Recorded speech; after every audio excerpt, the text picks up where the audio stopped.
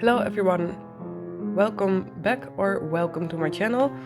I'm Marjolein Turin, designer of Somnia Romantica, and in this video I will show you how I made this design. It was a piece for my April collection. I wanted to take this opportunity to let you all know that I set up a Patreon. It has many different tiers with nice rewards. I am a one-person designer label and your support helps me a lot to make more and better content. It also helps for many other awesome projects I am working on. The link will be in the description down below. In the next video I will tell all about the Patreon channel. Thank you so much for my first two Patreons, Lisa Rock and Nicolien Korthagen. You are both awesome. Kind disclaimer, I am a small independent fashion designer living from my fashion designs, which are all made as one-of-a-kind or very limited pieces. Please do not copy my designs. Seeing it as inspiration for your own ideas is absolutely okay though. I'd love to hear about your projects in the comments. Note, this is a peek over my shoulder, it's not a tutorial. I'm self-taught, which means I have no official education in sewing, tailoring or fashion, nor do I master the official techniques. I work in a quite unconventional and often intuitive way. Of course, the world of sewing is huge and diverse, and I hope that showing my way of working is a nice addition. Here's the initial design. It's a very rough sketch, as often happens. You can see that I initially wanted an extra part in the waist. I later on ditched that idea, but this was the original sketch. Here is the fabric. It's a very nice, soft, structured winter season fabric. Here you have the pattern, and now I'm speeding up. This is the front with the seams for the bust. I'm adjusting the pattern as I'm drawing it. And here is the back, side back and the mid back. I'm drawing around the pattern. I'm making spirals for where the lace part will be. I already drew it with chalk on the pattern, so I know where I had to put those lines. Here I'm nicely out of focus cutting the fabric, very well done. I'm cutting out all the patterns with the spare space for sewing. I always cut it, I draw it without allowance and cut it with allowance. And this is the upper sleeve. I drew it freehand as I often tend to do. So that's for the puff sleeve, that's why it's so white. Here's the lace. This is for the lace at the around the neckline. This is at the back. I draw the lace part. I first rubbed it with the stripes of the lace going in the wrong direction, so I had to redo it with the stripes going in the right direction, so they flow over in the shoulder line. And then I mirror it so that it will be nice and symmetrical. It's very easy to do with this fabric as it's such a geometric pattern. Then I'm doing the same for the shoulder parts. I decided to do the stripes like this. It's always a decision thing. Here I like to have it in the flow of the back, moving towards the front, as you will see in the end result. Then at the front it will be diagonal again. There you go. I can't make the shoulder part to perfectly match because it's all curved. Otherwise I could perfectly match it, but oh well. I also like that you clearly see where the shoulder part starts, so I'm okay with that. What piece am I drawing? Wait. I know it. Here I'm drawing the piece for the biceps. It will also be mirrored and it will be diagonal, with a nice diagonal line. And the triangle that goes into that piece will be opaque of the original fabric. You will see it in the end result again. So there you go. This will be the going around the upper arm. And here is the fabric, and I see a nice spare piece of material where I can put this. There you go. This will be the fabric part. Ta-da! And then I decided I also want it to be diagonal at the lower part, so it flows nicely into the sleeve. Here you have the skirt. I first draw the part around the waist, and from there I measure how long it should be at the front and back, and then I cut it.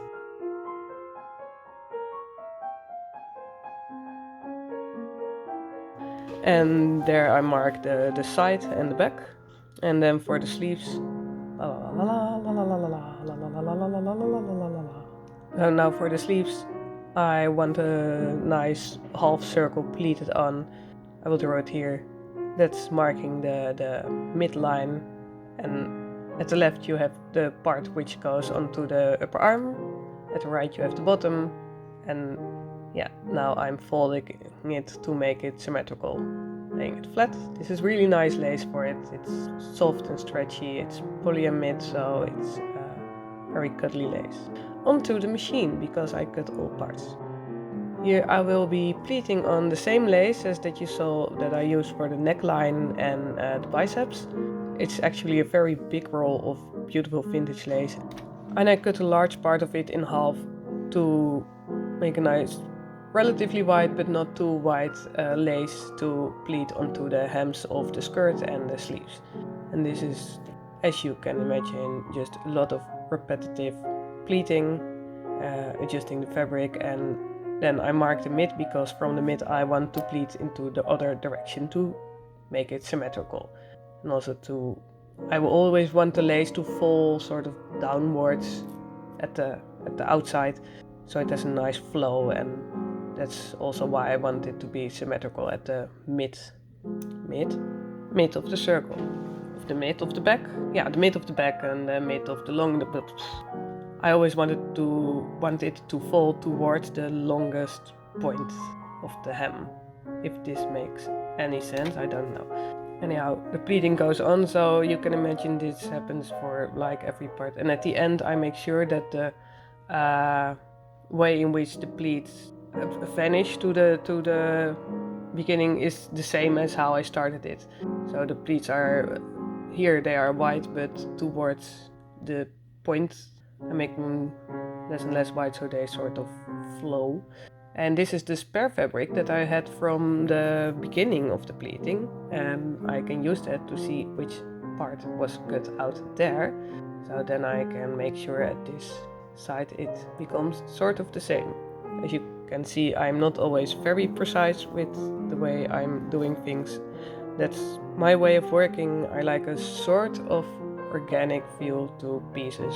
On one hand they are very balanced and geometrical, on the other hand they have some sort of natural thingy going on. I think I would never do any sewing again if I would have to measure every pleat. I really like to just organically pleat. Is that a thing?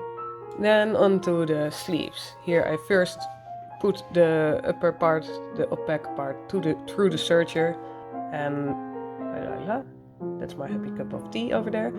And I am adjusting the serger machine to sewing lace, because that's quite something else than sewing a thick and stretchy material. And I do the mid part of the lace, and I have to put that through the sewing machine first with a straight stitch, nice and symmetrical.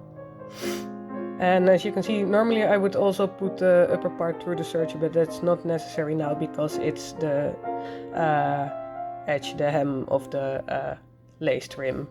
At the mid I'm putting this nice lace trim to give an extra accent to the mid of the upper arm. I don't know, the biceps, making it firm.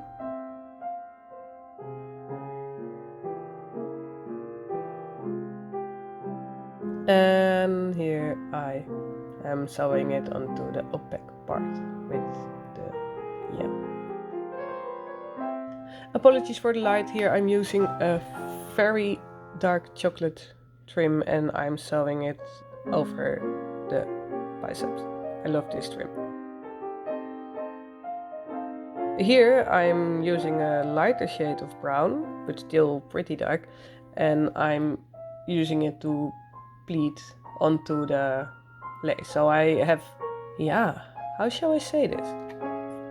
Because often my lace pieces fall open in a flowy way.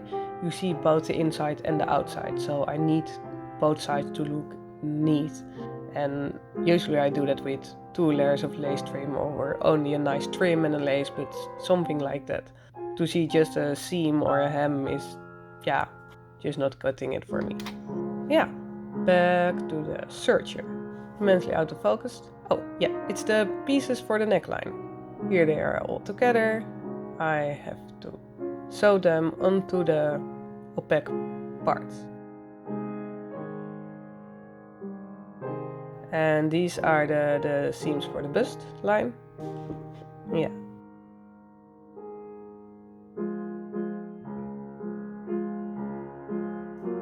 And then this is the, oh, yeah, that was the mid front. Then I'm first sewing the seam of the neckline flat, so it lays nice flat, and I will also use the dark chocolate brown lace trim here for the decoration. And I'll make it symmetrical, like this, and there you go. I'm first doing this part as it's going under the fastening at the front. That's one of the biggest things always with my designs, to make sure you do it in the right order, because otherwise, yeah, that's always one of the most important things for my designs, to the right order of sewing things. Of course, for every design, but especially because I use a lot of trims and seams and so on. There goes the other side. And here I'm going to adjust to adhere the clips. It's always a bit annoying because the clips are always in the way, but you also want them to be sewn flat. And you can do it with a special foot, but I'm okay with just this one, as long as the needle is in a relatively small zigzag and towards the right. And it's also very important, these fabrics are stretchy, and the band with the clips is not stretchy at all, so it's always a bit fumbling to make sure the fabric doesn't walk away. And a cute trim, same trim as that I used to accentuate the mid of the upper arm of the biceps. I love this trim.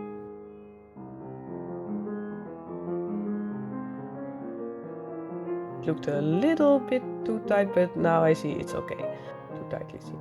The other side of the fastening. It's always very easy to make symmetrical because you exactly know where to cut. And this part with the hooks has a modesty panel, and the other side I will fold around the seam, because you only need one side to have a modesty panel.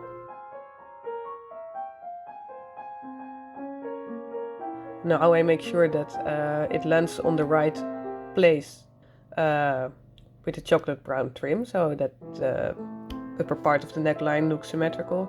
Checking.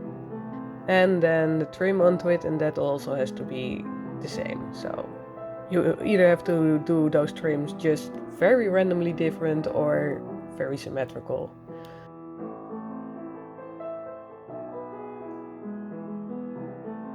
This is,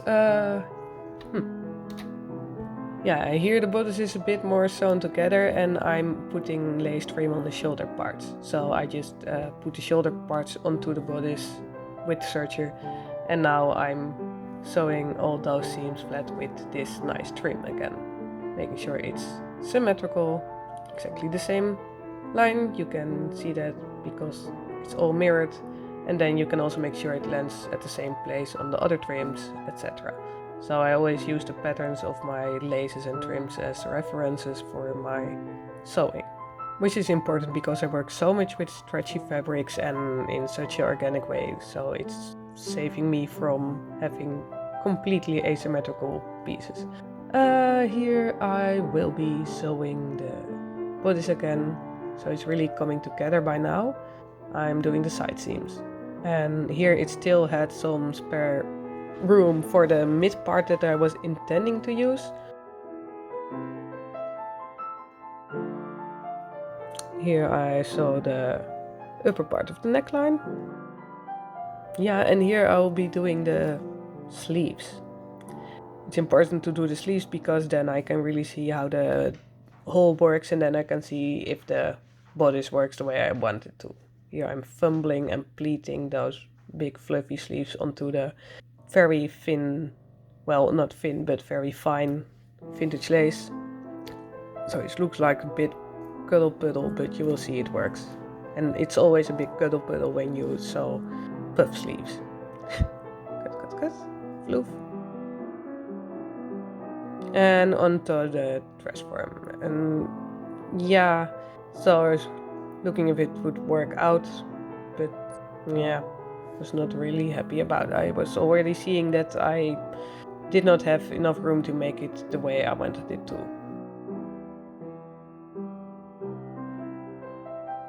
Trying. Not happy. And then I was looking like at how it would be if I just attached the skirt to the upper top. And I was happy with that. I don't look happy, but I was happy. So, on to the search again. Here I am pleating the skirt, I think. Yes, I'm pretty sure. Yes, I'm pleating the lace skirt. And after that I will attach a nice sturdy elastic but very stylish band onto it. You will see it in a while. Again at the mid pleating in the other direction. Here's the lovely, I love that stuff. First also putting it through the serger. It's such a soft and fluffy and white band and it looks so charming. Anyhow, but you need to really make sure it doesn't fringe? No. Yeah, fringe, I think. Yeah. And I will also put this band around the seam of the bodice. I just cut and made 2 parts. And yeah, and I just adjusted the bodice so the side seams, I'm redoing those. And I'm guessing that I will also jam the lower half to the serger. First, removing some clips.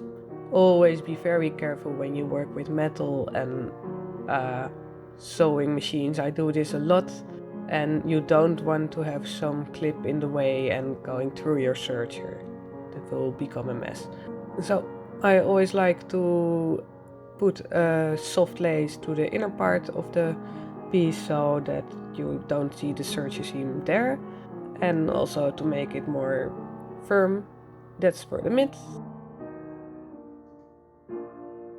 Here I attach it to the skirt. This is at the mid back.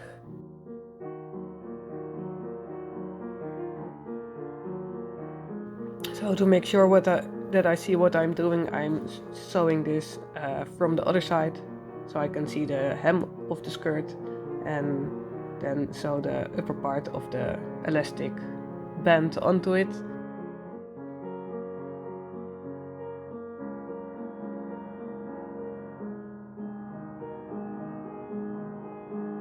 And when it's firm in the right way, I turn it around and I do the extra seams on the outside, like that. And then again on the inside, to make sure the lower part of the lace on the inside stays put. And this is for the part of the bodice. I already gave that the lace on the inside, and now I'm adjusting this piece.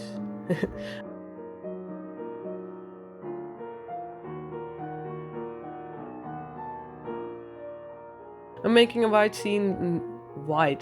seam because I don't like the fringe of the seam to be too close to the fastening at the front, if that makes any sense. If you ever have a question about what I'm saying or babbling, I'm just commenting on my own video while recording this, and I know my translations are not always perfect, so if something doesn't make sense or if you have another question about what I'm doing, you can just ask. This is for around the neckline. Again, the chocolate brown lace, and starting from the mid back and then sewing towards the front, so that I know for sure that it's again nice and symmetrical. And the good thing is that I can use all the seams as a reference as where the lace trim has to land on each seam of the neckline.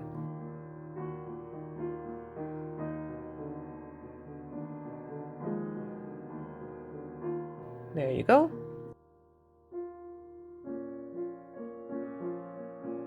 And then going with the flow of the lace, so all waves also are firm. I always do this lace with 3 rows so that it really stays put. And my happy little label.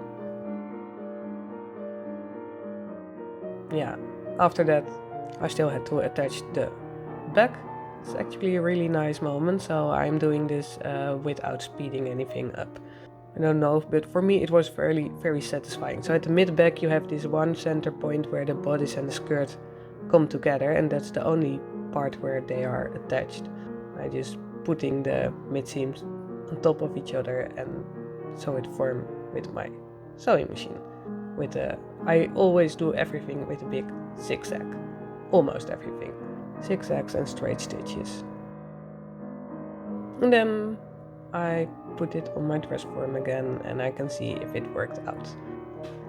And yeah, the dress form is a bit sad now because it has no sleeves, but you can still get the idea.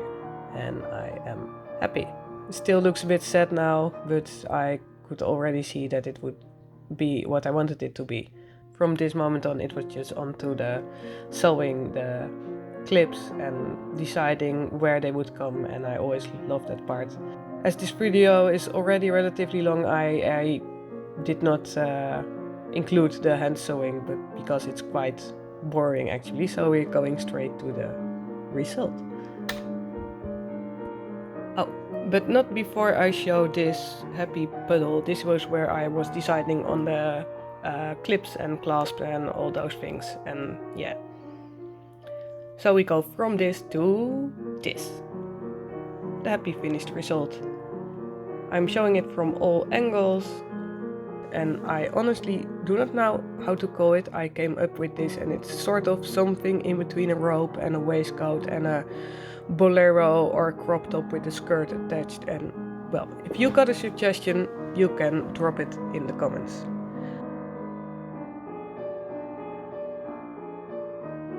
If you like this kind of content, please consider to subscribe, like or comment on this video. Thank you so much for watching and see you next time. Bye bye!